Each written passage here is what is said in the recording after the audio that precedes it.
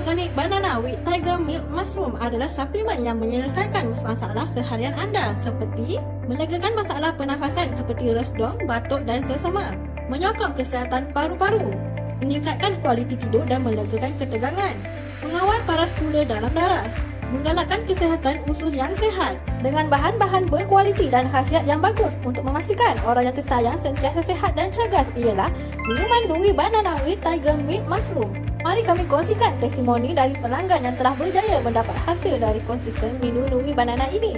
Anak saya sering berulang-alik ke hospital kerana masalah lelah. Kini, anak saya bebas dari serangan lelah selepas konsisten minum Nui Banana selama 1 bulan. Dari Grace Yu. Saya suka aktiviti jungle trekking dan berhiking. Sebagai seorang pendaki, mestilah mempunyai stamina dan paru-paru yang kuat. Saya amalkan minum Nui Banana ini sebagai suplemen untuk menguatkan paru-paru dan stamina saya. Dari Guangzhou. Badan saya tidak kuat seperti orang lain kerana saya selalu demam sema-sema dan batuk. Selepas saya amalkan minum Nui Banana ini, tahap ketahanan dan imuniti badan saya lebih baik dan sihat. Dari Miss Suli. Selepas 7 hari, sakit dada dan batuk saya semakin pulih.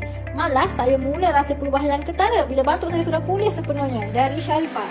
Saya amalkan minum selama 4 minggu. Resdung saya tiada lagi. Kini, gatal-gatal hidung dan bau busuk semakin pulih dan bersin dah berkurang. Dari Zaimah. Dapatkan hari ini dan hubungi perunding kesihatan kami.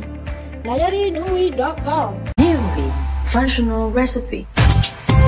Nui.